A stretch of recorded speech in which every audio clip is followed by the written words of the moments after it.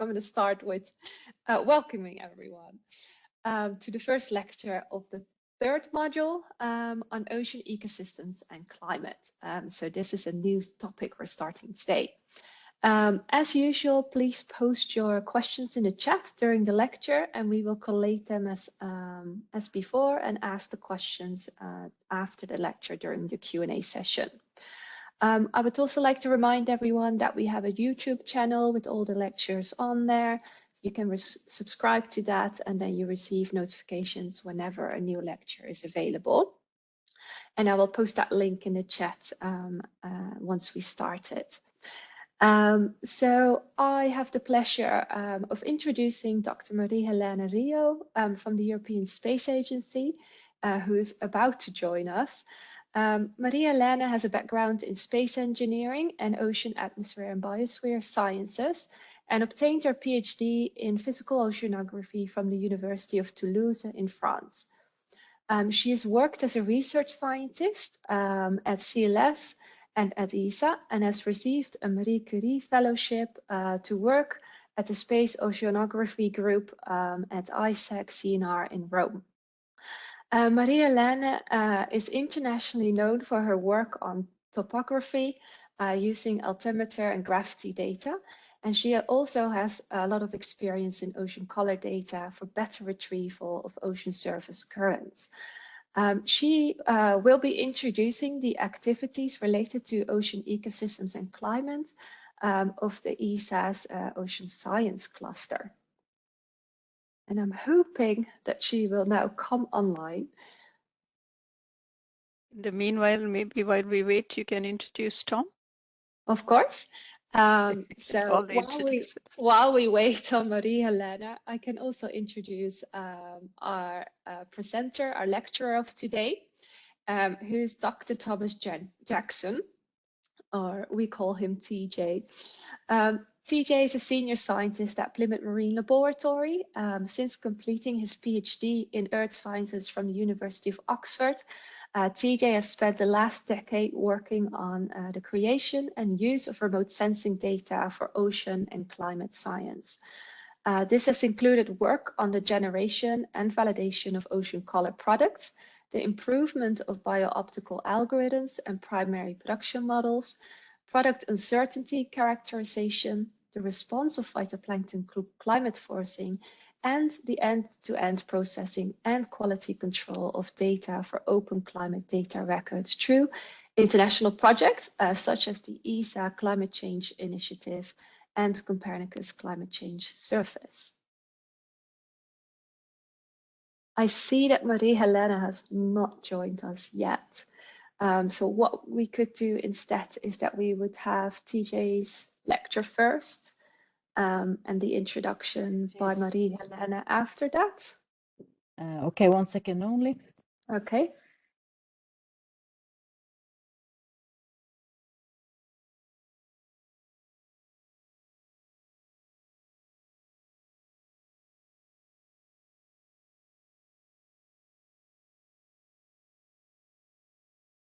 Okay, if Thomas can start, and she'll, as soon as she manages to get into the WebEx, she'll then, after Thomas, she will do hers. Okay.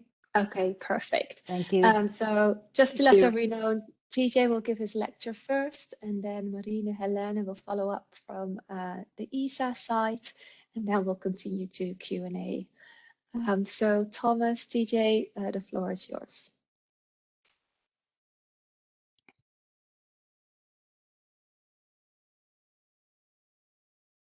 Okay, so hopefully you will all see the correct screen. There we go. Right, so thank you very much.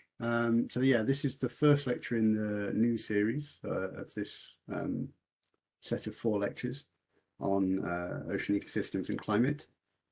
So I'm Thomas Jackson from the Plymouth Marine Laboratory, and although I'm giving the talk, there's a huge amount of work in here. I think if I put the full list of people that have been involved in all this work, it would fill probably more than a slide, a full slide.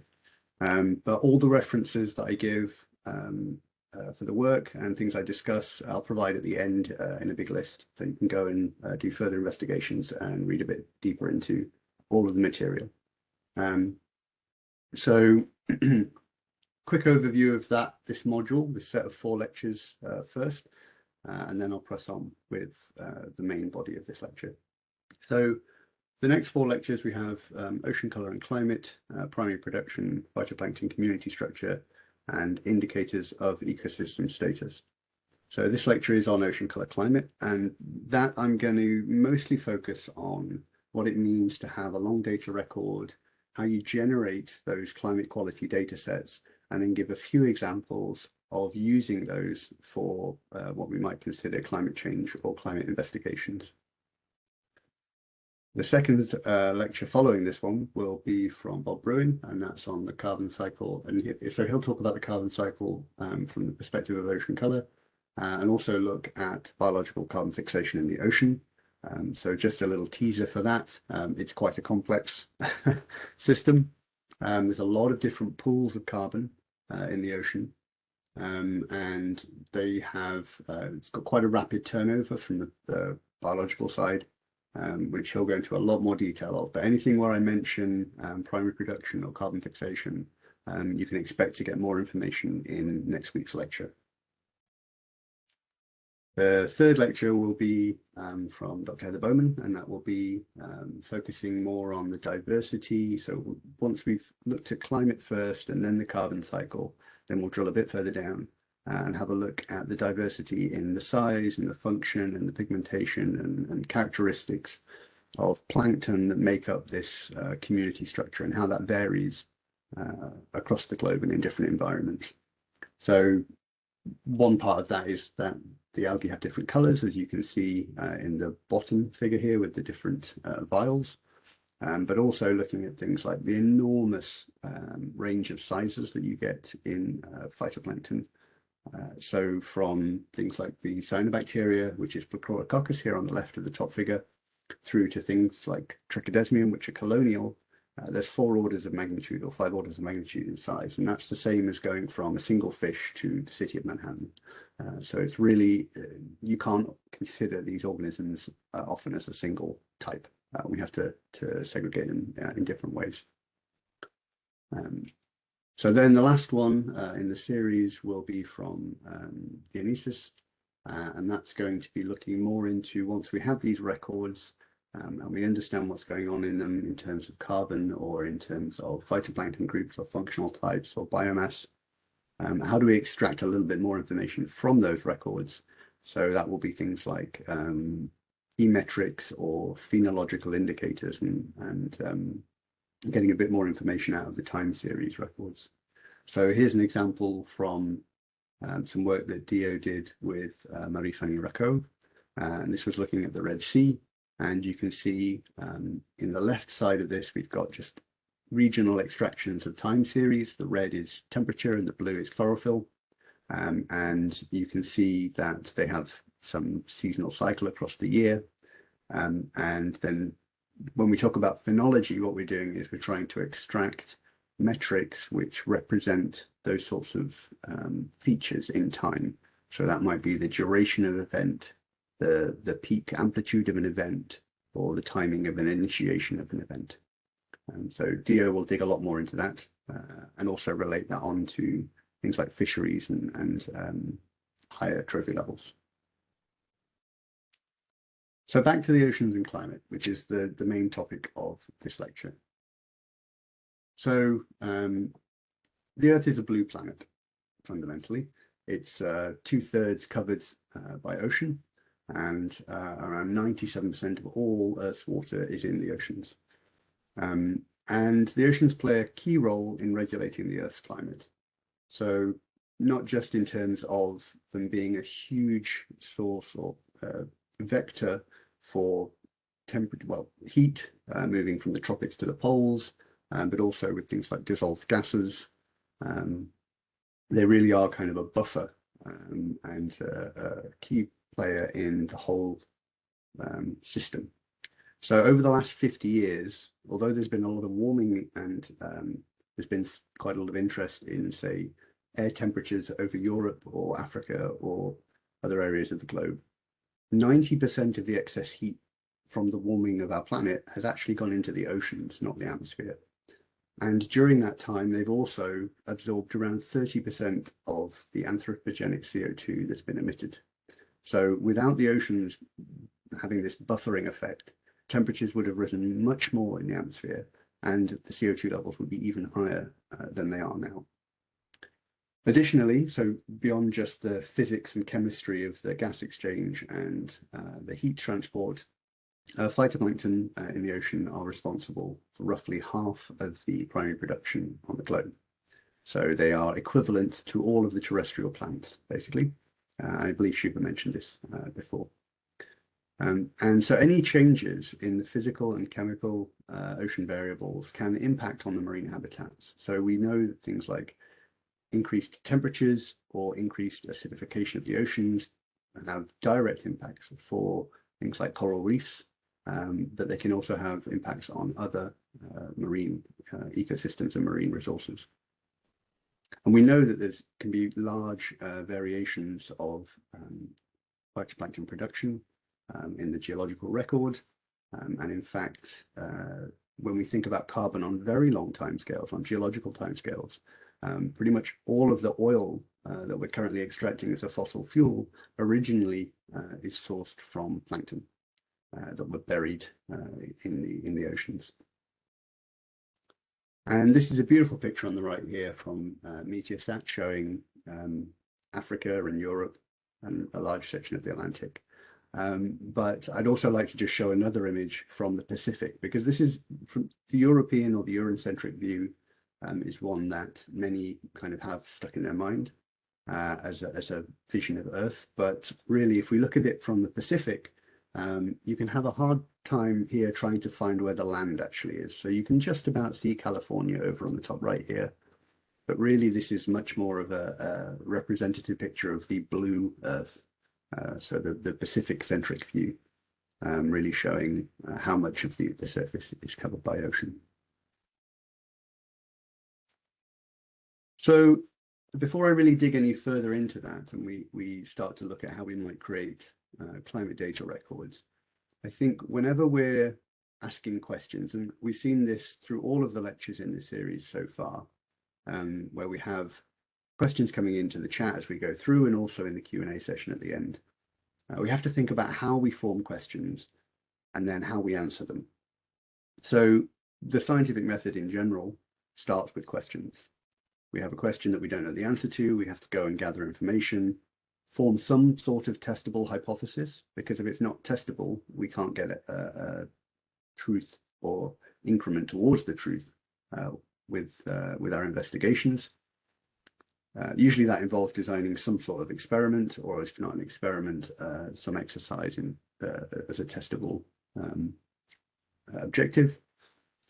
And then you go out and you test your hypothesis. And once you've got your data and you've analyzed it, ideally in an unbiased manner, you interpret that data and form conclusions that you can share with the rest of the community. And often that's the point at which you just have more questions. And that's part of the joys of science is with every answer, sometimes you have another thought and another question. And you can go around that loop a number of times.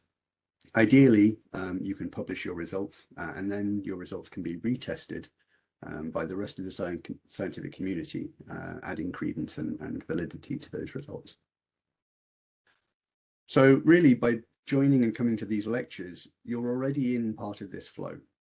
You have questions, you are consulting experts, and through the lectures that we give, seeing summaries of the literature and the current state of the art. And hopefully that's answering some of your questions. So then you're going to the yes, and you can go and use that newly acquired knowledge. And ideally, you know, when we get to the end of this whole series, you'll feel empowered to go and form new questions and really push things forward in your own areas of interest. And ideally, that means you'll end up going down the no path here. You'll have a question that we haven't been able to answer, but we've tried to provide the tools for you to answer that yourself. So in that case, you would then follow on down the path of working out how you might test your question or test a hypothesis about a question and get to some results. And we'll go over that process later with a few worked examples in the climate realm. And really, I think I would like to view this lecture series as just helping you get expanding your sphere of knowledge relative to the total sphere of knowledge. So this is just an aside, but for me, it's how I visualize the learning process. If we consider the whole sphere of human knowledge, at any point within that, you can consider starting at the center, knowing nothing. And as you learn more, you progress towards the edge of understanding, so that edge of that sphere. And the direction that you're traveling in from that center is just a different topic. So whatever you're learning about, you're pushing out towards more and more understanding and the limits of that knowledge. And once you reach the edge, once you get to the edge of that level of human understanding, you work and you push and you investigate, and hopefully you push it out a bit further. And if everybody does this across all of the fields of science and investigation, then the whole sphere grows, increment by increment, piece by piece. But this is not always a linear path. In fact, it's very rarely a linear path. Normally, you're learning about one topic, say ocean color, and you find out you have to go and learn about something else, perhaps Fourier transforms or sediment dynamics or atmospheric processes, or I don't know, light propagation. There's all sorts of other little things you want to go and learn about. And eventually that brings you to the point that you need to be at the edge of human knowledge. And through my experience, normally that's the point at which you really have to take another deviation and you'll pull in information from a different area of science or from a conversation with someone who works in a related field. And that will help you make that bounce, that step out and push knowledge a bit further. So anyway, with all that in mind, about how we ask questions and how we make progress, back to ocean color. So ocean color as an indicator. Really, this has been mentioned a number of times in the introductory lectures from Lauren and from Anna. But so phytoplankton are sensitive to their local environment. And the figure on the right here shows a lot of connections basically between phytoplankton and bacteria and light and nutrients and all sorts of ocean processes. But the most important fundamental drivers for phytoplankton growth are going to be light and nutrients because they're photosynthetic organisms. So they need light in order to photosynthesize, and they need nutrients in order to synthesize new organic matter. Once they have those, then factors like temperature or pH or salinity, the presence of grazers or sediments which might block the light and things like that, will also have secondary impacts on their ability to grow and flourish. But what that means is when they are growing, and we can see them because they have this optical signal, they can be reflecting invisible changes that we couldn't see. So we don't yet have the ability to map some nutrients from space like nitrate or silicate. But if we see particular phytoplankton growing in abundance, then that's probably due to a response that they have to the change in the nutrient levels. So they can be used as a proxy. And we've talked about proxies in previous lectures.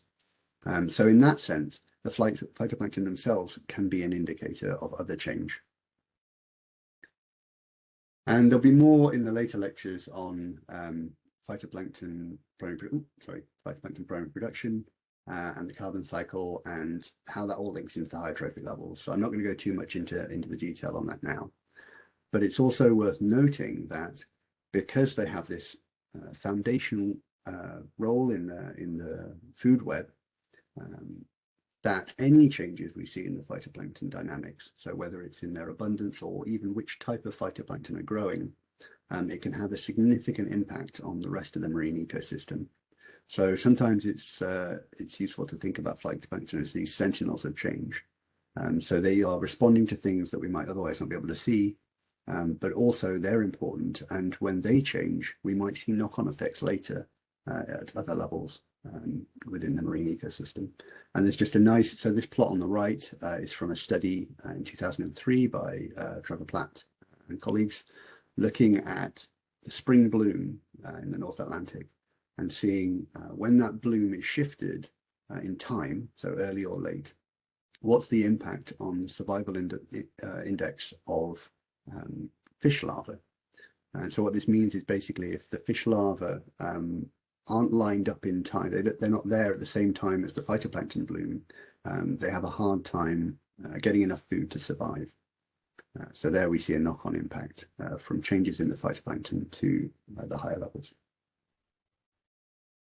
And I don't think the plot here on the chart on the right here has been shown in previous lectures, and this is a really nice summary from a paper from Trevor and Schuber that was looking at a range of indicators that you can derive from ocean color. So when we talk about ocean color in the climate record and things like that, or as an ECV, which I'll come on to later, primarily that's reflectance and chlorophyll are the variables. But from that, we can derive a whole number of indicators. Some of those are phenological, such as the ones at the top about timing of a spring bloom or the amplitude of a bloom. Some of them are more variable based, such as the particular carbon or the phytoplankton carbon. And some of them are rates, like growth rates or loss rates. So there's a whole number of indicators that we might be interested in when we're trying to look at ecosystem status and function on longer timescales. So let's come to a broad question in our kind of schema of forming questions and testing hypotheses. We can imagine that we might have a question about climate change and the marine ecosystem. So is the climate change that we see going on and how that's changing in the oceans having an impact on the marine ecosystem as a whole? But even here, we have to take a hard look at this question and think about what we're actually asking. So what changes do we think of when we say climate change, and what's classed as a change in climate? And an important factor on that is what data should I use when I'm looking at climate change? When we talk about impact, what do we mean? Having an impact on the marine ecosystem. And are we talking about the whole marine ecosystem, or are we talking about a small part of it? And none of these, if we say we only want to look at part of the marine ecosystem, that doesn't mean that that's an invalid question, but we just have to phrase that question carefully and clearly when we come to forming a testable hypothesis. And an important part of this, a huge part of this, is that you have to make sure you use climate quality data whenever you're trying to address questions about climate change and climate change impacts. And I'll get onto what climate quality means, but it's quite stringent. So first, let's think of those 3 points that we were thinking of: climate change, impact, and ecosystem monitoring. So climate change is over long timescales, usually from decades to millennia. This is not about whether the level of chlorophyll in the ocean is higher today than it was yesterday. This is about what's happening to the region that you are looking at over much longer scales. So there's a whole number of variables we might consider when we think about climate change. And there is a group called the Global Climate Observing System, summarized as GCOS, which have defined an essential climate variable as a physical, chemical, or biological variable or group of linked variables that contributes to the characterization of the Earth's climate. And they have got a whole list, a whole number of different ECVs, so these essential climate variables, that they have separated by basically atmosphere components, land components, and water or ocean components. Now, I'm not going to go into a huge amount of detail on all of these, but just know that whenever I talk about requirements or quality, or I show you the level of detail that's required for an ocean color ECV, the same is true of all of these. And this is why when I say when you're thinking about trying to look at climate studies, you have to make sure you're using climate quality data. And that could be temperature of the ocean, it could be temperature of the land, it could be properties of sea ice, or all sorts of things, but you want to make sure you're using climate quality data sets. So impact. When we talk about impact, normally we're talking about a change that is detected with a given level of confidence. So if we see a change and we can say we are 95% confident that this change is not just an aberration of noise or anomalies, you know, this is a significant trend or shift. And also when we say impact, it might be that you have one primary impact, but you could also have knock-on effects and feedback loops. So we have to think about those when we talk about the climate system. And the marine ecosystem, so rather than considering the entire ecosystem at the minute, just for this talk, I'm going to focus with ocean color down onto the primary producers. So the phytoplankton, which are a foundational layer. And as I said, because they produce about half of the world's oxygen and support all of the higher marine ecosystems, it's actually a very important layer to look at. So if we see changes in that component of the ecosystem, we would expect to see changes elsewhere. So just to show on the diagram, if we zoom in onto the ocean section, you can see ocean color is down here, highlighted among the group of ocean biogeochemistry. It's also worth noting that ocean color is the only ECV here, which actually allows you to look within the ocean biogeochemistry section that allows you to look at what's going on biologically. The rest of them are often related to inorganic or chemical processes. So ocean color as an ECV or CDR. So the other term you might hear when we talk about climate records is a climate data record. So ECV is the terminology used by GCOS and ESA.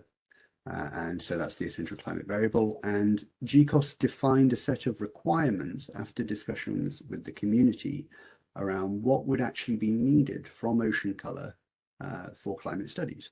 And they have these requirements set out for all of those ECVs that I just showed in that diagram. So if you're interested in a different variable, you can go and look up what the community requirements for that were. But for ocean color, we have a spatial resolution requirement of at least 4 kilometers or better. Temporal resolution should be daily. We can then create composites, say at weekly or monthly, but fundamentally we need daily resolution. There is a requirement on measurement uncertainty. So that is 5% for the reflectance product and 30% for the chlorophyll products. And a requirement on stability. So long-term, basically what that means is that the processing system that you're using to generate the variables is not introducing any trends. So things that you see as a trend, you know, are coming from real change and not from an instability in your processing system. I'll get onto that in a minute. So a climate data record, it sounds very similar. So a climate data record is a time series of measurements of sufficient length, consistency, and continuity to determine climate variability and change. So sometimes there is a little distinction between CDR and ECV, where CDR is the more, let's say, fundamental or primary record. So that might be reflectance, whereas sometimes you might consider chlorophyll as being derived because we use the reflectance to calculate the chlorophyll. So the CDR sometimes is thought of as reflectance.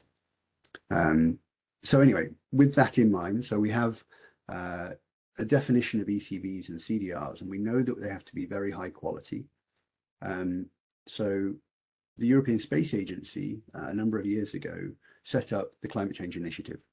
And that was a project, or is a project, it's still ongoing, that was designed to create these ECV records using satellite data.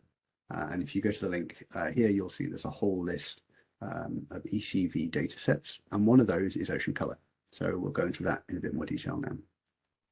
But I just want to stress again, these sorts of, when you hear things like measurement uncertainty, stability, consistency, continuity, that's the fundamental properties we have to have in climate quality data.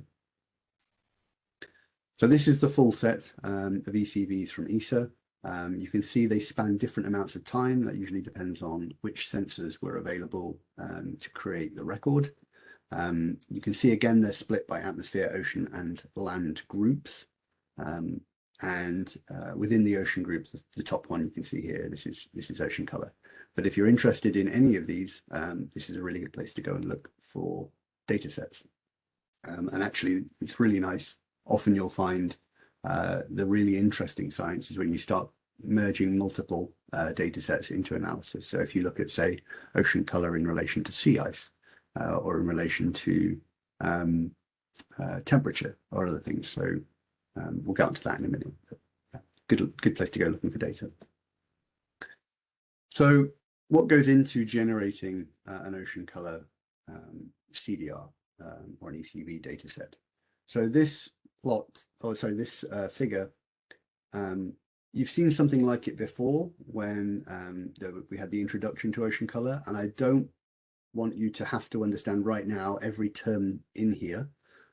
It's intentionally, it's a complex equation, and that's because the atmospheric correction stage is tough. It's hard to do. We're trying to extract a signal which has a lot of other things in there that we don't want to see. So if I just skip on here, so on the left we've got LT, which is our top of atmosphere detected radiance at the satellite, and right over on the right hand side you can see the LW, and that's the bit we actually want from the water. Everything else in the middle is things that we have to remove or correct for during the atmospheric correction process.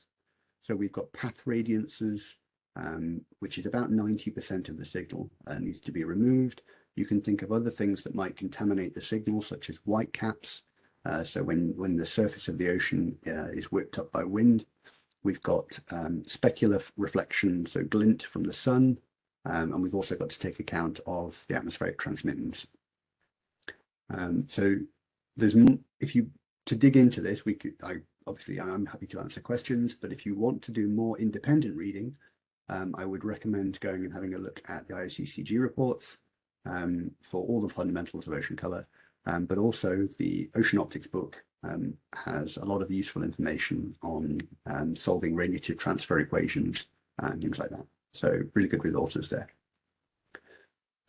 This is just one I wanted to highlight because it's a really nice example of what we mean by corrections. So when we talk about the LG term, so here in the middle, you can see this specular reflection, LG. That can be both direct sun glint, which I'm sure anyone who stood next to a body of water on a clear day has seen sun glitter or sun glint, this specular reflection. And this is a problem for satellites because it's extremely bright. It used to be that we would just mask out any area that from the viewing geometry we thought would be contaminated by glint. But actually more recently, the atmospheric correction schemes such as polymer have become quite advanced and allowed us to push into that glint region, and they can actually calculate and resolve that glint component and remove it properly. Another component to the surface reflectance that could be interpreted incorrectly is if you look at the image on the right, if you ignore the sky, you might think that there is a change in the ocean properties between the left and right side of the image. The left side of the image, the ocean looks grey, and the right side, the image looks blue. But actually, this is not a change in the properties of the water. This is the reflection of the skylight. So again, this is a component that we would be in error if we tried to attribute that signal to in-water properties. So again, this is just me highlighting some of the difficulties that we have to make sure we've accounted for properly when we're looking at high quality data sets.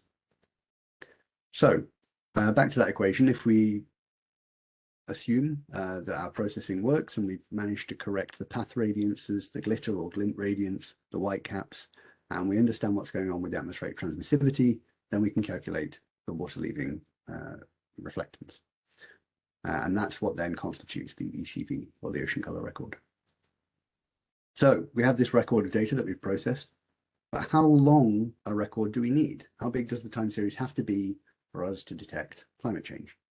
There was some nice work done by Stephanie Henson and others, and they actually used a model or a series of models to try and determine the timescale you would need to have constant observations in order to detect a climate change signal. Now, fundamentally, you can think that it's obvious that if you have oscillations on the period of a year, you definitely need more than a year's worth of data to be able to detect any significant change. If you have oscillations on a period of 10 years or 8 years, like the El Nino cycle, you need a time series longer than that to be able to detect longer term shifts beyond that natural variability. So fundamentally, for any time series analysis, the duration has to be longer than the natural period of system variability. If we dig into a bit more detail, the properties that really determine that length of time series required. So there's the standard deviation of the noise. So the noisier the signal, the longer the time series we need. There's the magnitude of the trend. So if you have a very strong trend, you don't need as long a time series to detect that trend. And there's also autocorrelation of the noise. So autocorrelation is where your time series has a correlation with a later time step. So you might imagine if you were taking measurements of a child's height through time or something like that, obviously that's always going to be increasing because we know that from time step 1 to time step 2, it can only go one way. So there's an autocorrelation there. So by accounting for those autocorrelations, or having to account for those autocorrelations, will also change the length of time series required. The last point to consider, it's actually very important, is gaps in the record. So if you have a time series of, say, 10 years, but you measured 5 years, and then you have a gap of a year, and then you get 4 years of data, that is not as useful as having 9 years of continuous data with a gap at the end. The gap in the middle of the record detaches or breaks the continuity of that record and means you need a longer time series to be able to state that the trend is real and that you know it beyond a certain level of confidence. So looking at the maps on the right, the two columns, so one is chlorophyll and one's primary production. We don't really need to make a distinction between those at the minute. And then the 3 rows are just different model types. So there was a number of different models used in the exercise. And the different models showed slightly different patterns, but we can see overall there is a variance between around 20 years of data and 60 years of data needed to be able to detect a trend in most of the oceans. The Arctic is one region that stands out as needing a shorter record. And then as we move into areas like the gyres, which are very stable, and clear blue and have a low cycle, seasonal cycle, low noise, and those have very long periods required. So we need at least 20 years in the shortest areas to detect any sort of climate trend, and there isn't a sensor available that provides that length of record on its own. We haven't had a satellite providing good data for 20 years. So what we need to do is merge sensors. So here's a list of ocean color sensors. Some of them are no longer running, such as CWIFs and MERIS. And also, I mean, I would consider MODIS now not really operational. It's a dying sensor. So current sensors on here, we've got Sentinels 3A and 3B. And then into the future, you know, we would expect to see PACE and Sentinels 3C and 3D. But hopefully you also notice with this list that if we look at the properties of these sensors, so whether it's the spectral bands, whether it's the resolution, spatial resolution, also those spectral bands have different sensitivities or different spectral resolutions. All of that changes from sensor to sensor. And on the one hand, that's good because the capabilities of the instruments that are being launched is increasing and improving, but it makes it difficult when we're trying to merge these sensors into a single record because we don't have the same data coming for the whole 25 years or so that we have so far. And we have to try and account for that and make sure we don't introduce artifacts where we've got different sensors contributing to the record. So one of the added benefits of merging sensors to get the time series that we need of 20 or 25 years is that we also increase the coverage. So the top left, bottom left and bottom right panels here show individual daily composites from 3 different sensors. We've got MERIS and CWIFs and MODIS. And then in the top right, you can see the merged data set. So not only does our time series grow in length by adding these sensors together into a merged record, we get much better coverage, and that means there's also less gaps in the record. So it's a win-win. So we get multiple benefits from merging the data sets. But we have to be extremely careful. So in the top figure here, we've got 6 different sensors listed, and you can see they all have slightly different wavelength sets. The closest pairing is probably Meris and Sentinel-3, but even there, Sentinel-3 has bands that Meris didn't. And to have a consistent record across the entire time series, we basically need the same wavelengths to be measured from the start to the end. So what we do within OCCCI is we have this processing stage that we call band shifting. So we pick a reference sensor, and for the latest versions, that has been designated as Meris. And we correct the data that we have at the native wavelengths of each sensor to the wavelengths of the reference sensor. I can go into more details perhaps in the Q&A if people are interested, but basically this involves running a forward model to generate a hyperspectral signal, and then we extract from the wavelengths that we actually want for the reference sensor. But we also have limits on how far we're allowed to shift. So we don't want to be trying to shift, say, from 670 nanometers up to 720. Like it's too big a spectral jump. So we're only allowed to shift a certain distance spectrum. So that's the band shifting. But even when we band shift, that isn't the whole story, because even so if we consider 2 different sensors in orbit, even when they have the same wavelengths, those 2 sensors are not identical and they aren't seeing things in an identical manner. So if you look at the plot in the bottom left, that's an extracted data set for an area in the South Pacific Gyre. And the South Pacific Gyre is a very stable region of the ocean. And so you can see there's a series of sensors on there. We've got CWIFs, Meris, MODIS, VIIRS, and the 2 ULCHIs. Now, you would expect the 2 ULCHIs to agree relatively well, because by design, those are supposed to be identical sensors. So you can see the pink and the red overlap pretty closely. But all of the other sensors have significant offsets. And if you imagine taking something like the MODIS record in purple at the top and the ULCHI record in pink at the bottom, and trying to merge those or average the 2 together, when you introduce ULCHI, you would see a big step in the record. And we don't want that. That's an artifact of the merging process rather than a real representation of a change in the system. So we have a what we call bias correction step, which accounts for the differences between the different sensors. And that's done for every single pixel on the globe every day of the year that we have measurements for each sensor. But when we constructed that methodology, we have to do it in a way that it cannot introduce trends itself. So we don't want to have a method that might artificially create a downward trend or an upward trend in the record as it's attempting to correct between the satellites. So what we do is we create, we use the overlap periods between sensors to basically create a daily climatology of the offsets between them, and then we apply that back as a correction. And that gives us the results on the bottom right. And you can see there pretty much all of the sensors are agreeing in terms of the magnitude of the reflectance, the seasonal cycle of the reflectance. The one thing that stands out is we've got a little bit more noise during, or higher range during the CWIF period. And so obviously that was an older sensor and maybe didn't have the quite the sensitivity that the other sensors have, or the number of bits available in its reflectance bands.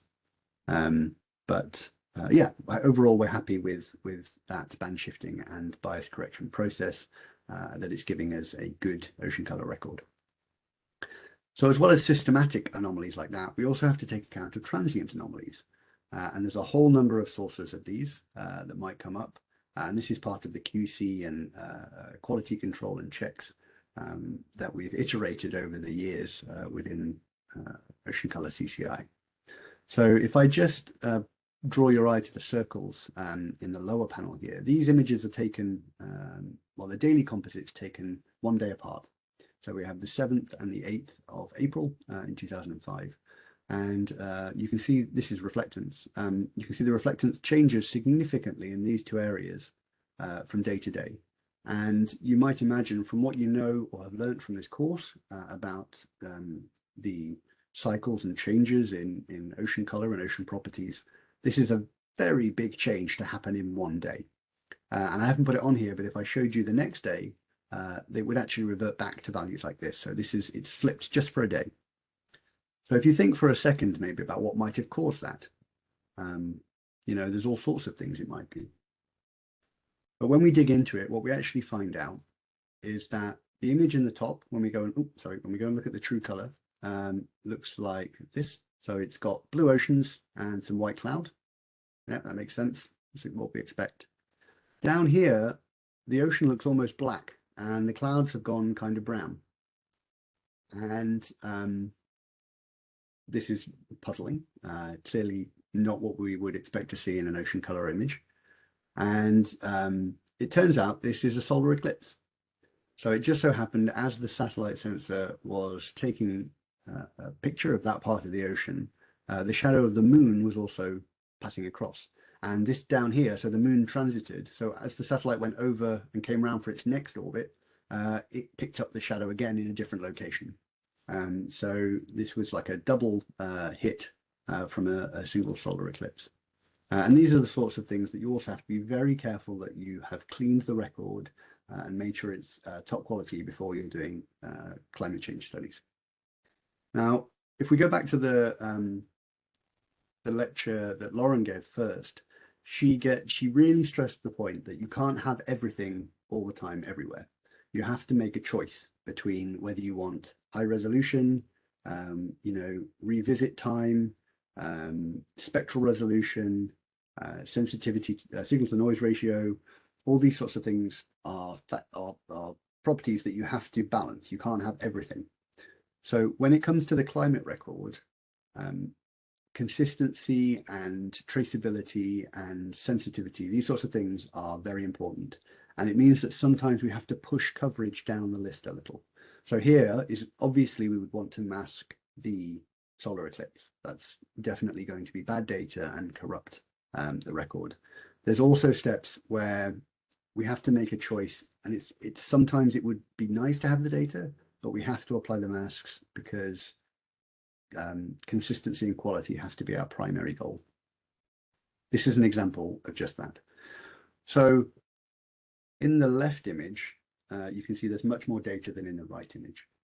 And the reason for that is just one of the many flags or masks that are applied during the processing has been turned off. So the difference is that there's no stray light mask, and the stray light mask is designed such that around bright targets, you can have a problem where that bright object, the reflectance from it is scattered within the atmosphere and contaminates adjacent pixels. So basically around things like clouds and bright objects, there is this mask. In this image, you can see that by removing that mask, you actually get a lot more data, and it looks reasonable. It seems to follow the same patterns and shapes that they look oceanographic, they look realistic. So you might think, let's turn it off. And we've seen examples of people trying to generate climate quality data with this turned off, and it's a problem. Because you go and process an image somewhere else, and this is the difference. And you've got a whole bunch of horrible data, which really shouldn't be in the climate record, all around the clouds. And in some ways, you might think of this as being noise, but actually, because this is around bright objects, this actually has a slightly systematic component. It will tend to influence things in the same way. But anyway, that's just a thing. So we always have to stress quality and reliability and traceability. So if we provide chlorophyll, you would expect that you should also see the reflectances to go alongside it, because if the reflectances aren't good enough and you don't trust them, you probably shouldn't be deriving chlorophyll from it. So once we have a high quality reflectance data set, we have to generate downstream products like chlorophyll. And there's been a whole bunch of questions over the past weeks around which algorithm's best, which algorithm should I use? And at the global scale, the answer is there isn't just one. There is no single algorithm that performs best across all waters. So when we're merging all this data together, the approach that we've taken is to use an algorithm blending approach. So the way this works is that we look at the spectral shape of each pixel, and we assign it a membership to a number of different spectral types, and those are shown in the plot on the bottom left. And we know, or we can use in situ measurements to say which of the algorithms perform best in each of those types. So then when we have the memberships to all the types, we can weight the algorithms accordingly. So then if you look at the image on the right, the top image is the output blended product. And the idea is that this blending wouldn't introduce artificial boundaries. You don't get a hard line where we flipped from one algorithm to another. It's a smooth, continuous process of weighting the algorithms that are doing best in those optical conditions. And then, so if we zoom in on the box area, you see the four lower figures, and that's the blended product, and then basically the contributions from 3 different algorithms which are going into that blending.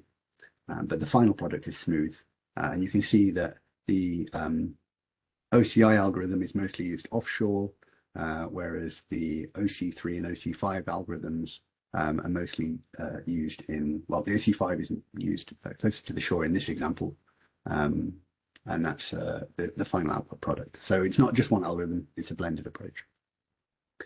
And so when I was saying about finding these bad pixels, it takes a lot of rigor and a lot of effort and a lot of checking to go through the climate records. And in some ways, we rely on we do a lot of that internally within the project, but it's also really useful to hear back from the community when they've found things that are odd. And that's gone on over the last decade within OCCCI, because basically 1 in a million happens all the time when you're processing billions of pixels. So the y-axis on this chart, the values 0 to 5, that is 500 million pixels, or 100 million observations processed. And this is daily through our record. So you can see when VIIRS kicks in, that's 400 to 500 million observations per day going into the total record, added to all the other satellites. So it really is billions and billions of observations. So if there's a condition that could be tricky, we will have to deal with it at some point. Now, I've talked about systematic errors and systematic issues like intersensor bias correction, and we've pushed more into the kind of noise or the random errors that can be a problem, and that's often this 1 in a million type. And which of those errors is more important actually depends on the scales that you're looking at. So if you're looking at short time scales and small distances, the random errors are much more important. They will potentially corrupt your record. As we move to coarser resolutions, degree, 2 degree, 4 degree composites, and long time scales looking over decades, they tend to average out, and the systematic errors become much more important. So it's just something to be aware of, that depending at the spatial and temporal timescale that you are interested in, you have to pay attention to which errors are more important. As creators of a climate record, we have to care about all of this, because we don't know if our users are going to be doing stuff with 1 degree composites, or if they want to be looking at 1 kilometer or 4 kilometer data for their local region.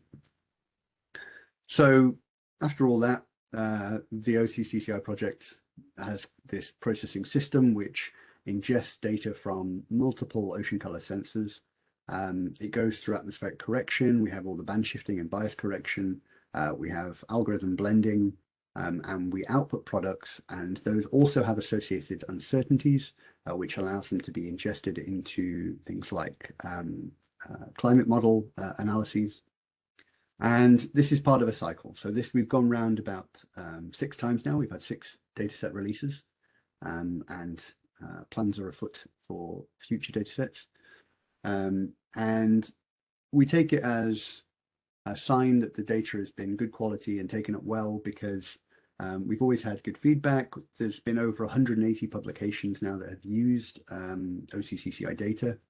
And it's also gone through into really high level stuff like the IPCC working group reports, and the Copernicus Climate Change Service, and the reports that have come from that as well, European State of the Climate Report. But the cycle continues, it goes on. And I will just take 1 minute to say that part of that process, that validation and quality control and understanding how good the products are, it relies on good in situ data. We've heard this in a number of lectures, so I'm just reinforcing the point, but we cannot overstress the importance of in situ data for grounding the satellite data records. So within OCCI, there has been a compilation made of ocean color in situ data. So that's got reflectances and TSM and chlorophyll and absorption by phytoplankton and backscattering. And that's publicly available. So I've linked to the paper there, and the data set's on, I think, Pangaea or ESSD. And you can take that and have a look at it yourselves, download it, have a play with it. And when we do that analysis for the OCCI products, this is for chlorophyll, we get a pretty good relationship. You can see here that the bias, overall bias, which is the delta in here, is very low, and that's good. That reinforces pretty much what we were trying to minimize with any biases in the data set, especially over long time series, over the long time record. So yeah, we have a pretty good performing global chlorophyll product over the 25 years or so of the record, and it looks something like this at the long time scale. So you can see the blooms in the northern and southern hemisphere. You can see local dynamics of upwelling off the coast of Africa. You can see the Amazon plume and all these sorts of things. And over the long time scale, this is the global median chlorophyll at the bottom. You can see that evolving over time. So we have this data set, and then we have to use it. Also, for a bit more information, please go and see all these various places for either access to the data, or there's a few useful videos, kind of introductions to the CCO project, all the different data that's available, and why it's important. So I'll put all these in the thing at the end. So coming back to this original question, we have the climate data set now that we're happy to use. So can we actually see if there's any changes going on? And I'll speed up a bit looking at the clock. So we know the Arctic is likely to be an area where there's we would be likely to detect some change. We saw that in the work from Stephanie Henson. Basically, that's where if you're going to try and find something in a 20-year record, that's a good place to look. We know that phytoplankton respond to light stratification forcing changes in nutrients.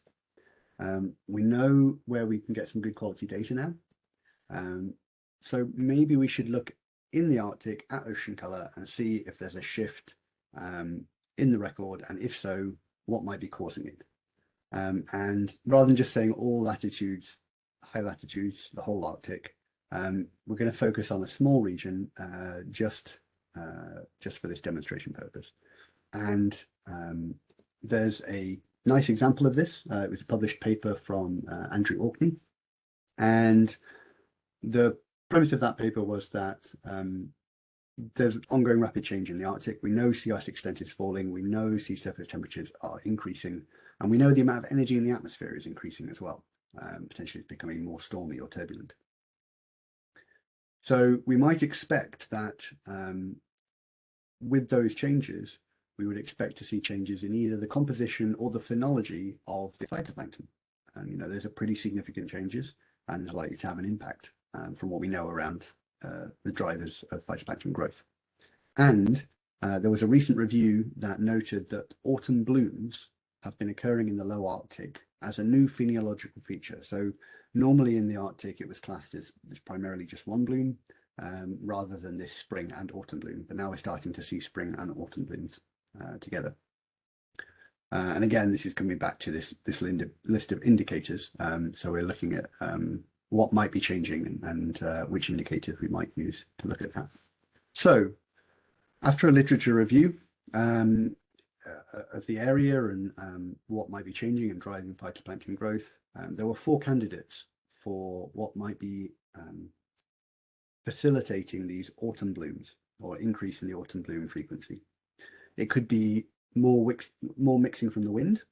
It could be water column destabilization from Atlantic inflow. It could be nutrients coming in from the Atlantic, i.e. more nutrients coming in and promoting more blooms. Or it could be that there's enhanced nutrient replenishment from mixing over bathymetry, kind of seabed features. So the hypothesis to test basically is that if the inflowing Atlantic waters are supplying nutrients to support these autumn blooms, then a clear relationship between the Atlantic inflow and remotely sensed chlorophyll would be expected. Okay, I have a nice hypothesis to test.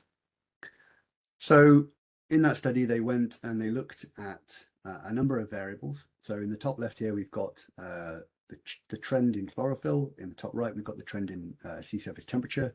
In the bottom left, we've got the trend in windiness. And in the bottom right, we've got a trend in the currents.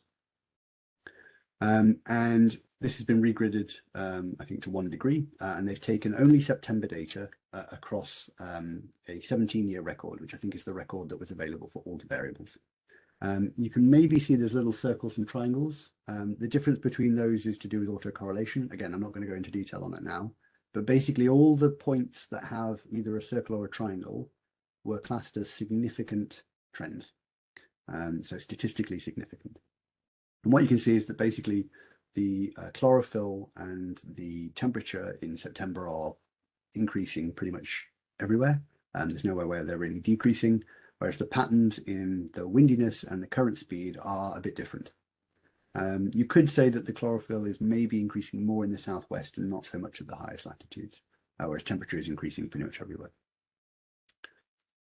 And if we look at a time series of these across the region, so you can see the chlorophyll in green, we have the SST in orange, the currents in black, and the windiness in blue. And the strongest agreement of any other variable with chlorophyll is for the currents. So this is the black line and the green line. So although energetic winds do promote mixing, the interannual variance doesn't agree with the change that we see in the biomass, but the current speed does. So although there is a hint of a relationship between the bloom biomass and the surface temperature, that's actually more likely due to them both being forced by the Atlantic inflow rather than there being a direct forcing from the temperature to biomass.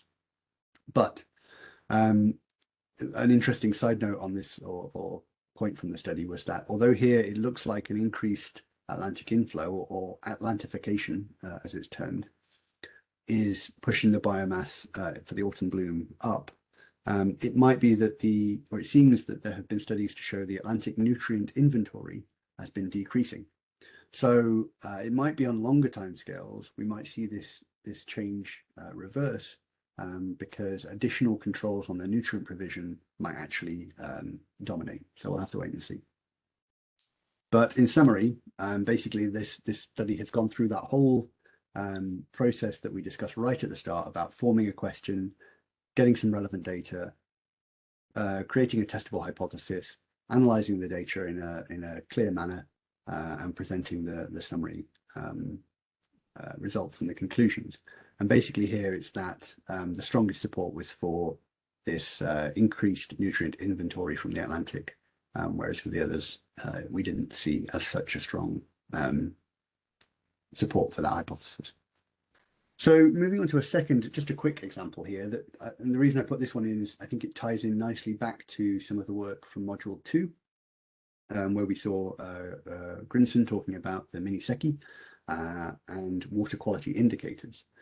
So in those lectures, we were told things like the Secchi depth, the hue angle, the Farol-Uhl index are really useful indicators of water quality. So can we look at these as a climate record? Can we take our climate record of ocean color and try and look at water quality across those scales? So there was a study from James Patak and others, which took the OCCCI data as input, developed some algorithms to calculate Secchi depth and the Farol-Uhl index, and then performed some trend analysis on that. So the maps that they produced of Secchi depth, hue angle, and Farol-Uhl can be seen here. I wouldn't worry too much about the standard deviation or coefficient of variation right now. If you want to dig into it more, go to the paper. But you can see in the mean panels in the top that they make sense. The deep blue oceans, the gyres, have a very low FU index. The Secchi depth is very high or deep compared to the coastal waters and the Arctic, for example.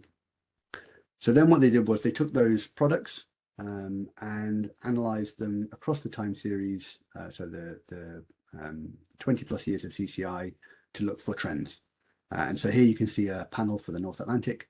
The columns left to right, P1 to 3, are 3 different areas shown here. So we've got the Northwest Atlantic, we've got the Central Gyre, and we've got the Eastern Atlantic. And you can see if we look at the Secchi depth on the top and the hue angle on the bottom, they have potentially different trends in different areas. And that's just for 3 individual pixels. But then if you look at the trend in the red line here, which is the deseasonalized values. So there's a seasonal cycle, and then they've deseasonalized it to get the red line. The trend in that for each pixel is shown in these 2 panels. And you can see it looks like there's an increasing Secchi depth in the central gyres, with the waters becoming clearer, reflected also in the change in the hue angle. So coming back to our big question that we posed a long while ago, sorry it's taken so long to get all the way back to this, but if we look at climate change in the oceans, and if it's having an impact on the marine ecosystem, well, we know that the oceans are facing pressures from multiple angles. There's ocean warming, there's acidification, there's pollution and plastics, there's definitely stress on coastal areas. We've seen mangroves disappearing and all these sorts of things. And although the problem is global, as was shown by the study in the Barents Sea, and also in this map that I'll go into in detail, a little more detail in a minute on the right from the IPCC, it seems that the manifestations are local. So it's not like sea surface temperature or atmospheric CO2, where we have a unidirectional trend where everything is warming or everything is increasing. The dynamics of the ocean mean that some areas might be seeing more biomass, some areas might be seeing less biomass. Not only that, they might have the same biomass, but it's a different species or a different community. And Heather will go into details on what that might mean later. But it's really, we have to look at the local scale to try and see the expressions of this broader change. So this is a panel just from the IPCC AR6 working group in chapter 2. And this middle panel, sorry if it's a bit small, but this is showing the trends at the global scale for different areas. So you can see the Arctic is seeing an increase in chlorophyll, the gyres potentially are seeing a decrease. And it really depends where you are as to what sort of features you would expect to see changing over the next 10 years and have changed over the last 20 years.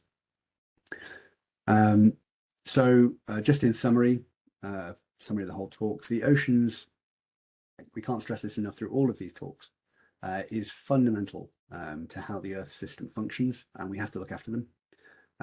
Ocean color is our only window really into the base of the marine food web and the marine ecosystems. So we have to, it's the only way really to monitor the microscopic plankton at the synoptic scale.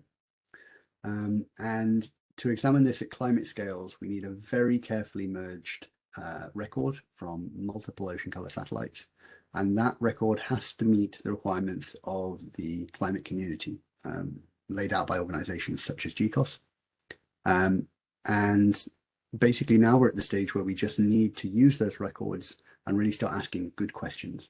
So whether that's looking for forecasts of change to come by looking at what changes we're already observing, or if it's prioritizing regions that might need more protection because we see that they're changing very rapidly. Or if it's identifying proxies or indicator metrics where we see something in the ocean color record that might be representing a much bigger ecosystem change. But now it's basically, we can say the data is available, it's growing as we continue to make the record longer, and it's over to the community to ask the right questions. So thank you very much, and I'll just leave that there. Thank you, TJ, for this really wonderful presentation. Marie-Helene, are you there? Yes, I am. Perfect. I've already introduced you before at TJ's lecture, and I thought now would be a good time before we go on to Q&A for you to tell us more about the activities of ESA on the topic. Sure. Thank you very much, Gemma, and apologize for the small technical issues encountered, but let's do it now. And actually, Thomas mentioned quite a few elements that you will find again in my introduction. So it was very nice to hear. I will share my screen and tell me if you see the presentation. In the right. No, we see your presenter mode. Okay, so we will. Now we should be okay. I lost your screen. Okay, so let's try again. Where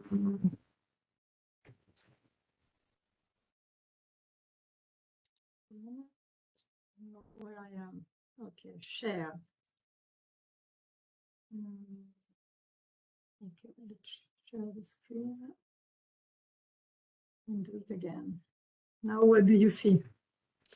Still the presenter mode. And now? Yes, perfect. we will manage.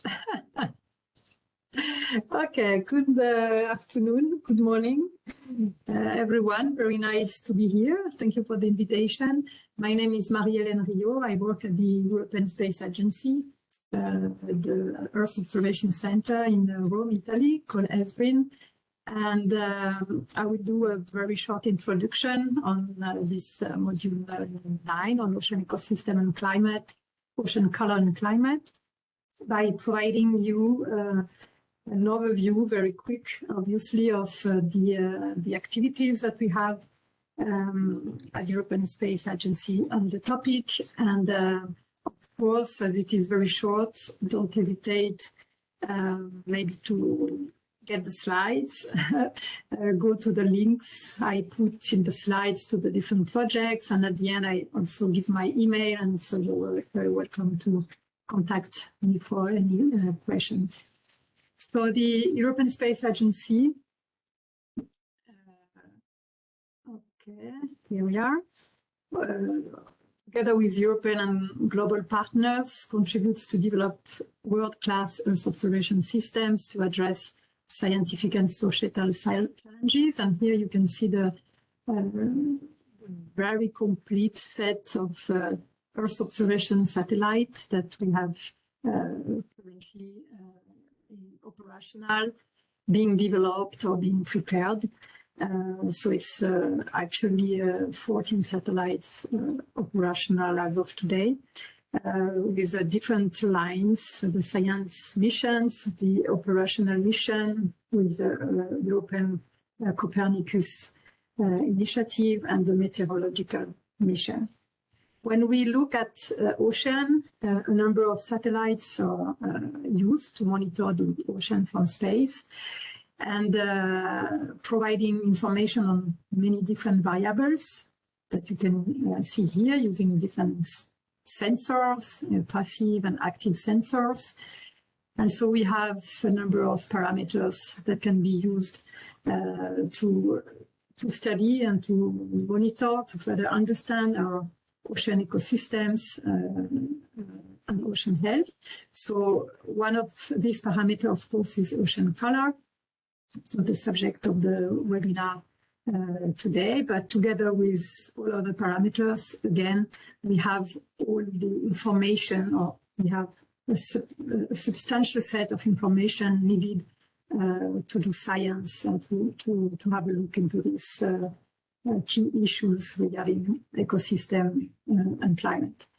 So to exploit this large amount of data, we have a number of programs ongoing, and the first one you already heard about in Thomas' talk is the ESA Climate Change Initiative, which was launched in 2008, so 25 years ago, in response to the UNFCCC requirements for having a systematic monitoring of the climate system.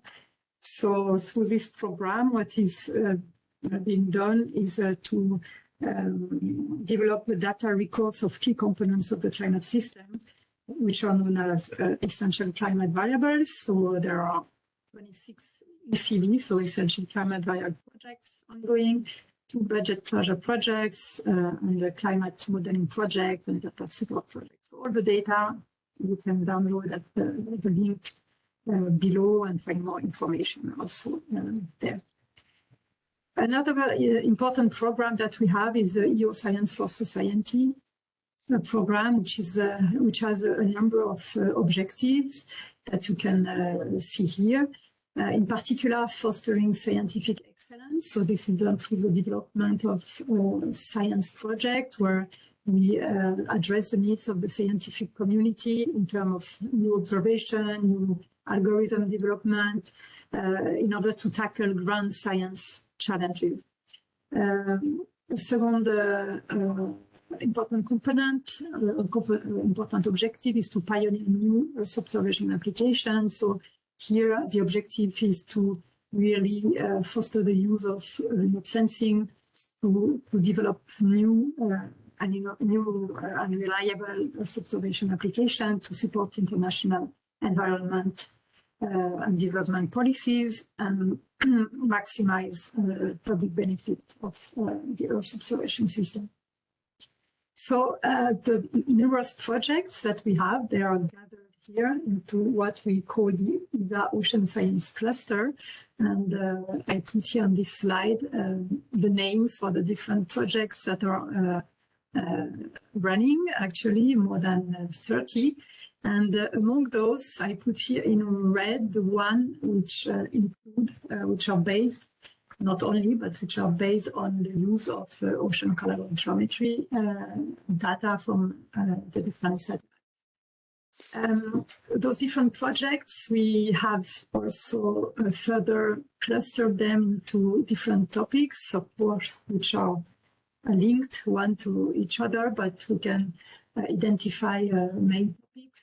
And so we have projects looking at ocean health and biodiversity, project on coastal ocean, land-sea interactions, projects investigating operation dynamics, including Earth interactions. We are also looking at ocean extremes, at the ocean carbon cycle, and at the oceans following the Earth and climate system. So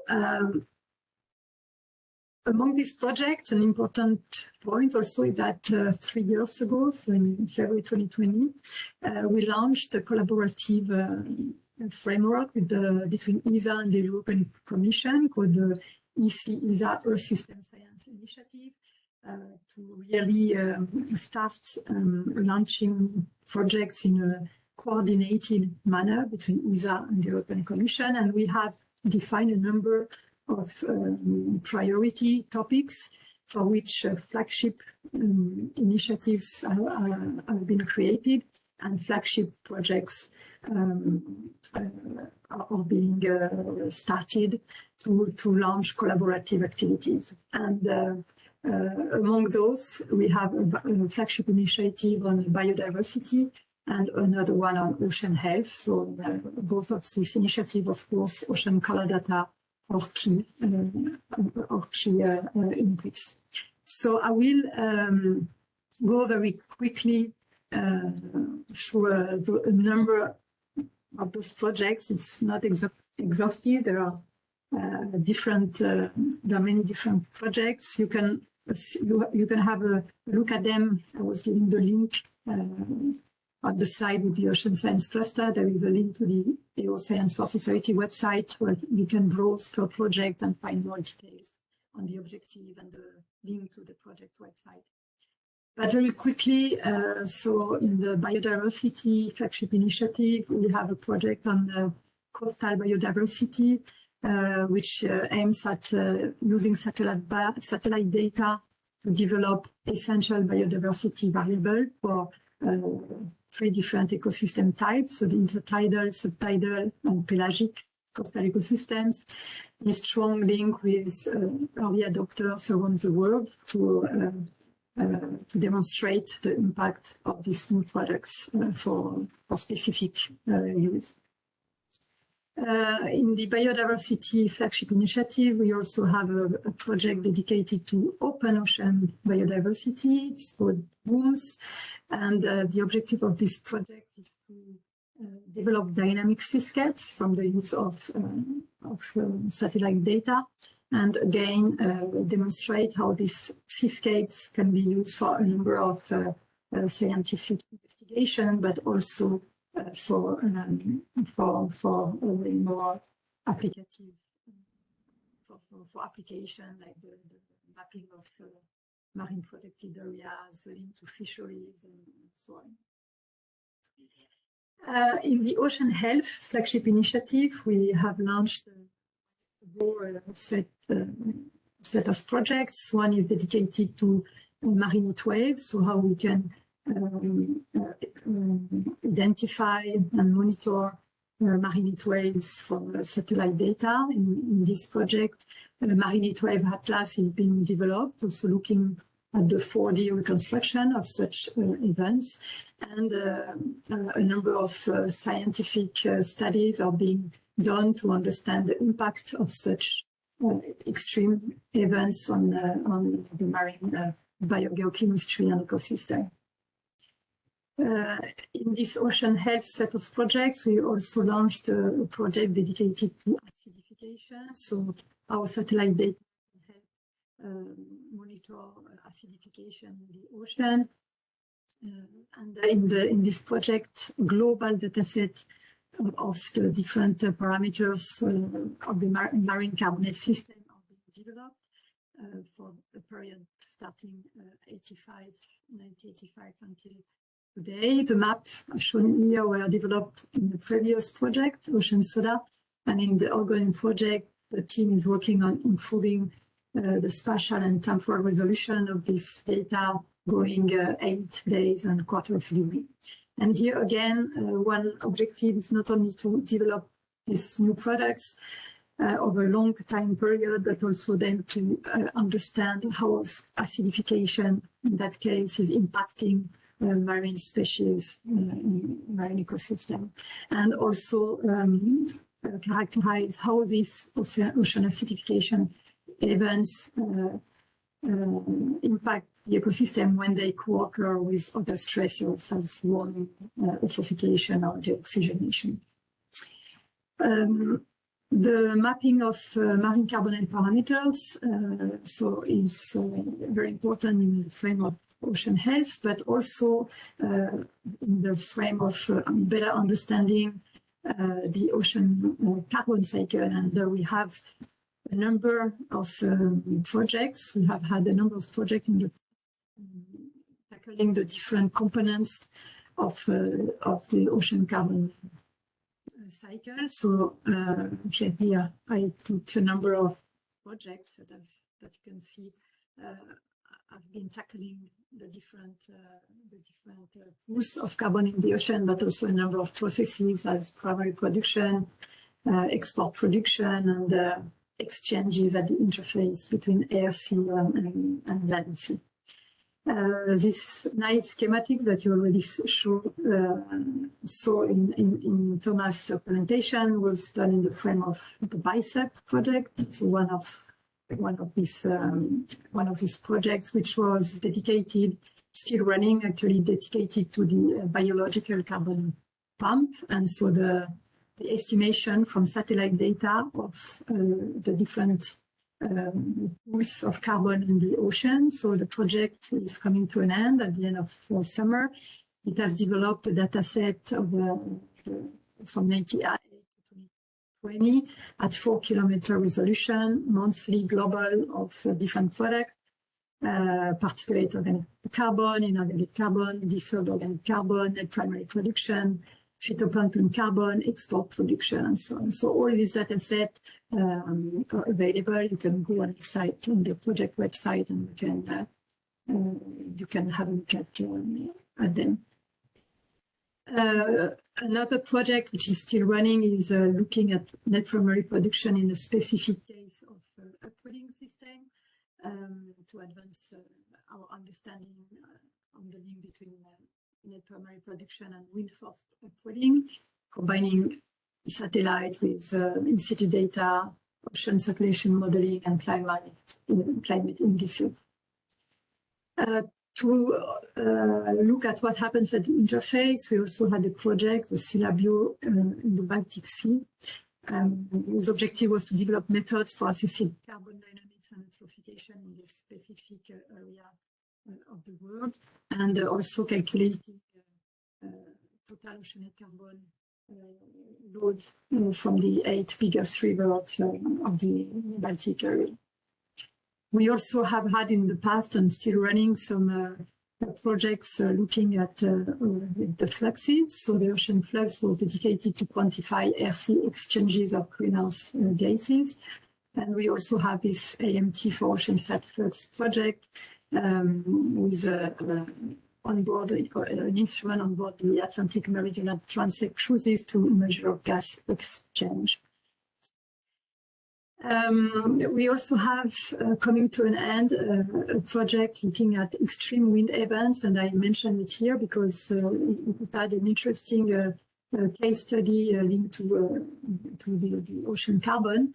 So in this project, a new data set winds was developed using the many different instruments that we have in Synergy that provide information about wind. So radiometer, scatterometer, and SAR, and an atlas of extreme wind events was developed, collocated with measurements of the underlying ocean environment. So each time we had a storm, so a tropical cyclone, a polar lows, or hurricanes, the project has been looking at what happened at the ocean, at the surface of the ocean in terms of temperature, color, salinity, and so on.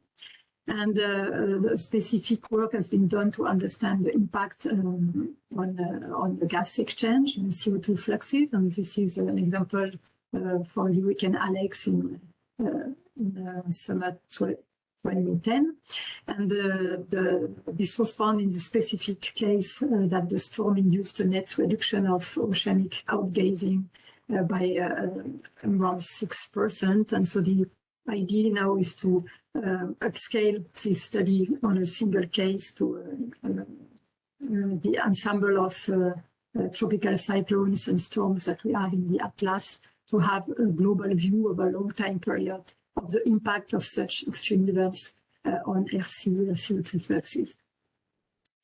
So all these projects on ocean carbon, we had a very interesting ocean carbon from space workshop last year in February, where all these projects were presented and many others. This was an international workshop, very successful, out of which a number of recommendations arrived on the current status and priorities for the next decade to further understand ocean carbon cycle and how we monitor it from space.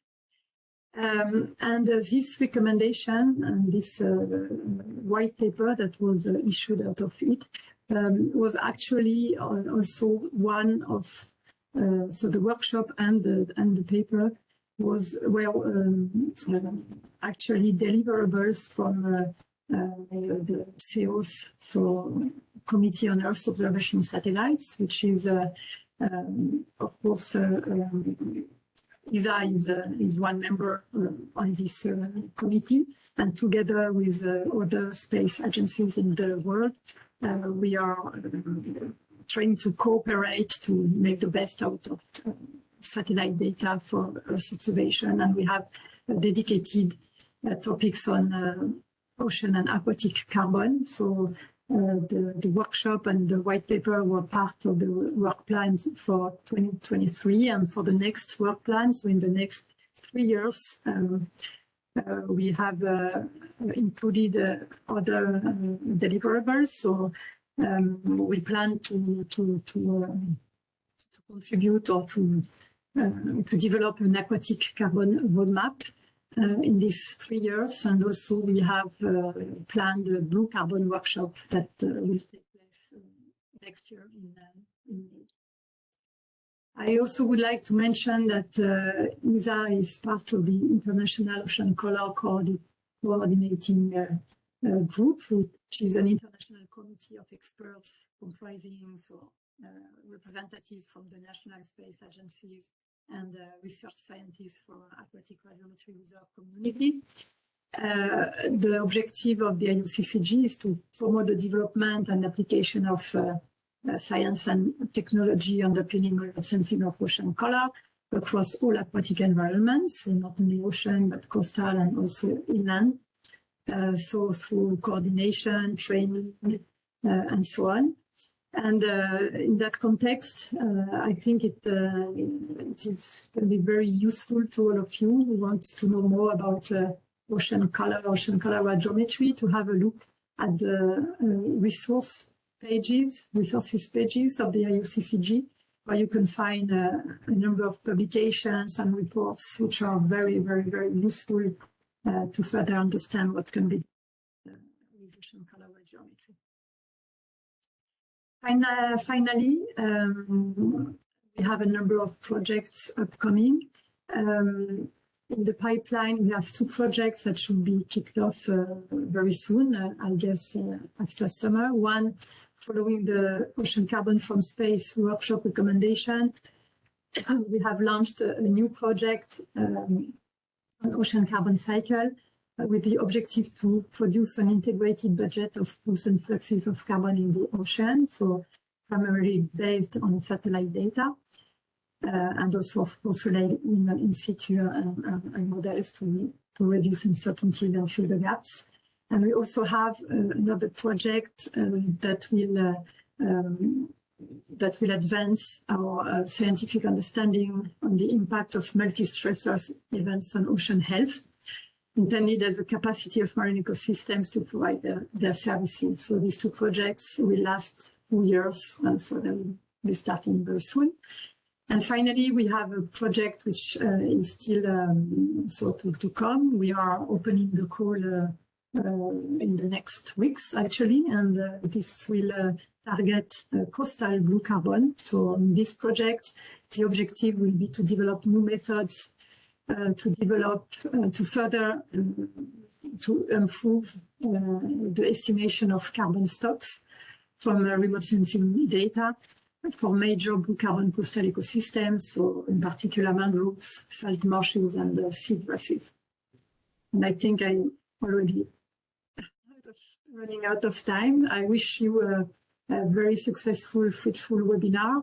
Again, here is my email. You are very welcome to contact me for any question to get further information on our program and projects. Thank you very much. Thank you, Marie-Helene. That was a really good overview of all of the activities from the ESA side. And clearly, the topic of climate and ocean ecosystems is very important to ESA. I'm going to continue on with the Q&A session. I'm expecting good questions after my thing about good questions. Excellent. Right question. I hope so. We'll do our best. We have a bunch of questions, so I just wanted to tick up the logistical ones first. So there was a question about whether the PowerPoint presentations were going to be available. I think the answer is no. The recordings of their presentations and the slides that are presented are available on our YouTube channel, so you can check that out. And then there was a question on where to access the OCCCI data. So in the first instance, you would go to the ESA CCI Open Data Portal, and I'm just going to put the link in the chat again. So if you download your data there, ESA actually has a good idea of who's using the data, when and why and what for. So it gives their information about the data usage, which is also good for the developers of the data. And then a comment from Lauren that please be careful with downloading the data. If you do global products for 20 years. That's a massive amount of data. So start with small bits of data download. It will make it easier for you to download all the data. If you go to the CCI, if you just Google OCCCI ESA, you can go to, if you go to the documents section of their page, which I think is linked in my references, in the product user guide, there's also some helpful hints on how to like extract little bits of data using basic code and things like that. So you don't need to download terabytes of data if you're only interested in a small region. A very good point, TJ. So there are a couple of questions about ocean color indicators. So you mentioned two ECVs related to ocean color, which was chlorophyll A and the reflectances. And the question was whether that's sufficient information to determine the impact of climate change on the phytoplankton community, whether globally or in a specific location. I think that's a mixed question. Fundamentally, not everywhere. No, I mean, as we saw, the record has to be longer than we've got now. In terms of the actual indicators themselves, this comes back to what constitutes a fundamental record, so a climate data record, which are those. So the reflectances measured, well, calculated from the radiances, are the most fundamental variable, and then from there we can derive other indicators, but those other indicators might not be classed as essential or fundamental records, but they are still useful climate indicators. So yeah, I think that the breadth that we can go to of indicators from ocean color is very big, but the definition of the ECV and the CDR is quite tightly constrained. Thank you, TJ. A question also related to the ocean color data record. And I think Lauren mentioned that you've already touched upon this, but is ocean color really changing, or are we just assuming it will change because of the physical drivers? So I think from what you see from the two short studies I showed, I mean, as I say, there's been hundreds of publications using this data, but the two examples I showed, both of those were driven by, well, the Barents Sea was driven by an observed change. So they saw there was an increase in autumn blooms. That is a change. The reason that people started, you might say, I'm going to go and look at the Arctic because you expect there to be a change, but the change was found. And in terms of the changes in hue angle or Secchi depth, again, that's observed. So yes, we are seeing some shifts. The bit that's difficult, or we don't have, let's say, a big red flag to wave, is, if you look at things like sea surface temperature or atmospheric temperatures, those are increasing globally. You take the big global average and it's going up. We're not seeing that in the ocean color or chlorophyll record because it's a much more complex system. It's not just physics. Biology is messy, and it's really in the detail. So what's increasing, what's decreasing, what's staying the same, but the community is changing. All of that has massive impacts, but it's not a uniform story across the globe. And that's a really good point to make. Thank you, TJ. Another question is whether ocean color can be applied to assess climate change in coastal ecosystems, including estuaries, for example. So the OCCCI record focused originally on the deep oceans. In the last 2 cycles, they've been pushing to try and do better in coastal waters. So that's part of the justification behind the algorithm blending, means that in more complex waters we can use algorithms that are tailored for those environments. Once you push really up into estuarine waters or into river mouths, that's going to start being less reliable.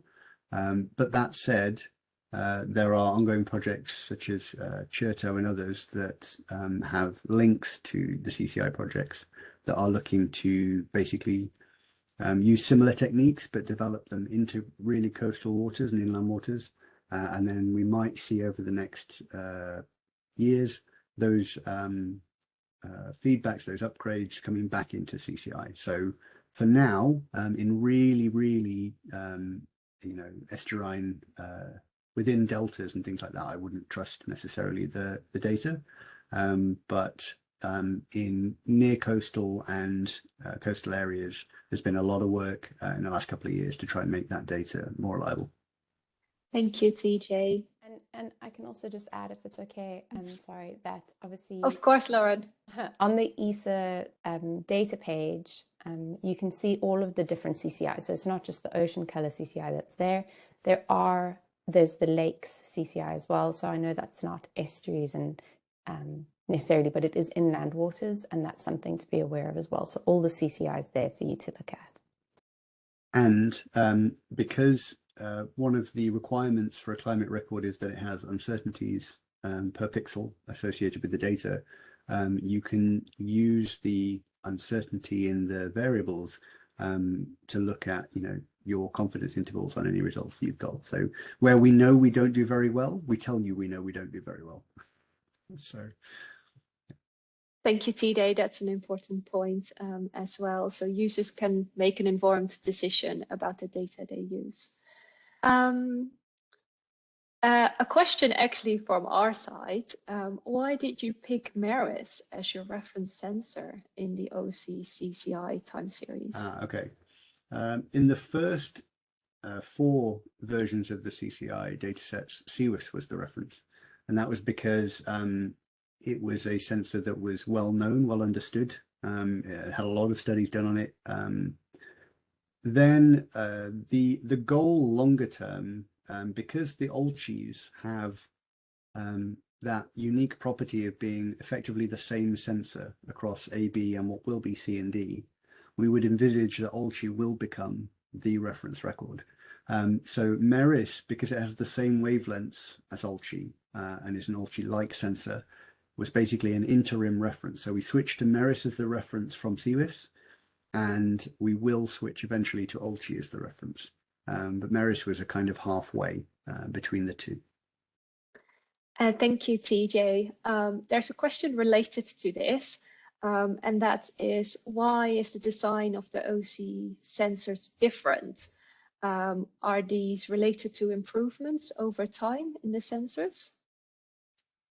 I think largely yes. So there is a push for increased resolution, both spatial, spectral, and these sorts of things. I mean, the fundamental bands that we know are important for ocean color, if you could only pick 6 or if you could only pick 8, a lot of that was laid down in the work by the IOCCG. Schubert and others laid that out very clearly. So basically, as we've been able to capture and record more data, we've added bands to the primary set. But as to why VIIRS doesn't have some of these bands, I'm not going to speculate on the other space agencies' priorities. But yes, it can be frustrating when that changes. Thank you. There's another question related to the CCI data set. You mentioned that you do your band shifting process by using a forward model. Mm-hmm. And so the question is related to that. So in essence, you would have a hyperspectral data set. Is it then easier to merge the hyperspectral satellite data with that of OC-CCI data? So I guess that's imagining if we had PACE or something like that. Mm-hmm. Yeah, in some ways we wouldn't have to band shift PACE. We would just pick the wavelengths that we wanted. We would still definitely have to do a bias correction, because even if you're looking at the same wavelength, if you picked 510 or 443 nanometers, the response function of different sensors is different. The viewing angles will be different. So there will still be some need for an intersensor bias correction, but the band shifting itself wouldn't be required. Yeah, so that's something to look forward to with PACE. I mean, we could, if you imagine going, if data volumes were no problem and we wanted to, you could effectively provide a synthetic, sensor from that forward model from all the sensors. But that would require bias correcting all those wavelengths, which is a lot to do. Yeah. Yeah. Thank you. If I Lauren, can go ahead. Yeah. Yeah, if I can just add a little bit to that, I think there's a lot of excitement about the hyperspectral missions for very good reason. But of course, as TJ has shown, one of the benefits of using the multispectral sensors that we've been using is that we've studied them extensively since the 70s and 80s, right? The new emissions, as much as it is very exciting, the data are new, and they are, and Candace's question is, do new issues arise? Yes, they do. It's a new sensor. It has its own limitations. We're finding that some of the bands that are key are quite noisy when they shouldn't be. And so it's not, again, the silver bullet that will solve ocean color. There is no such thing as the perfect instrument. It is very exciting, but it's going to come with time and study to get to a point where we can be as confident as we are for sensors like ALGI, for example. And those let's say the properties of each sensor have to be monitored through the lifetime as well. So in that plot I had where I showed the pre and post band shifting, you may have noticed that the VIIRS record, is terminated before now, even though VIIRS is still running. That's VIIRS on SNPP. And that's because we saw that some of the bands were dropping where others weren't, and it was disagreeing with other sensors, and there was this odd shift in the last few years. So we basically made a call that we couldn't guarantee that was climate quality, and that wasn't a fault of the sensor on launch. It wasn't a property that was known. It was just something that we got through regular monitoring of the input data streams. So yeah, you have to keep checking everything all the time. Thank you, TJ and Lauren. There's a question about the uncertainties required for the ECVs. You mentioned that the uncertainty for chlorophyll A from satellite observations is 30%. And one of the participants actually commented that seems quite a lot. Is that only for complex waters? And do you think that's an acceptable uncertainty, 30%? So that's not, sometimes we do better than that. That is the requirement that we should basically, that should be our maximum. So definitely I would say that the accuracy, I think, is in some cases is better than 30%. Yes, it gets trickier in complex waters, but it also the tricky element can come in very clear waters where your signal to noise becomes very low. So if your absolute chlorophyll concentration, when you go out and measure it with an in situ sensor, is 0.01, a 30% difference is not a lot in absolute terms. So that requires a very high level of sensitivity. So yeah, the 30% value was agreed by the community. There are definitely places where I think we do better. There are some places where we still aren't meeting that requirement in very complex waters. But yeah, it's something we strive to keep improving. Thank you, TJ. There's also a question about what ocean color satellites can observe and what the future might bring. So one of the questions was whether we can measure subsurface chlorophyll maxima. And a question related to that is, what do we need to measure that using satellite observations? That's a tricky, it depends on what you mean by subsurface. So the satellites are integrating most of their signal over the first optical depth.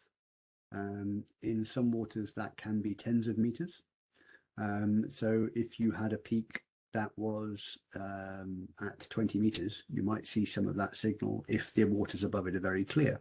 But in terms of actually locating a subsurface peak, that's going to require something like LiDAR, which there are plans for, and will be very interesting. But yeah, resolving the actual vertical structure from the existing ocean color record, there have been some attempts. Often it comes down to some assumptions or statistical relationships between measured profiles at given locations and surface concentrations.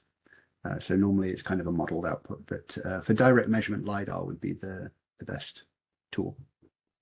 Also combined with BioArgo. Yeah, so there's a 4D data set. So there's a data set that's been produced called Maria Len will know the name. I think she helped produce it. Multi-obs. There's a multi-obs data set which they have taken satellite chlorophyll and tried to combine that with BioArgo floats, which have measurements of the vertical profile, to create a 3D data set. What I think I and a few others would like to see in the future is potentially combining the BioArgo with the climate merge data set to get a merged input to the top of that surface field. Thank you, TJ. There are 2 more questions left over. I am also aware that it's almost the end of our Q&A session lecture for today. One of the question is whether we'll find places in the near future where phytoplankton will no longer be able to grow, and whether there is research in this or publications in this.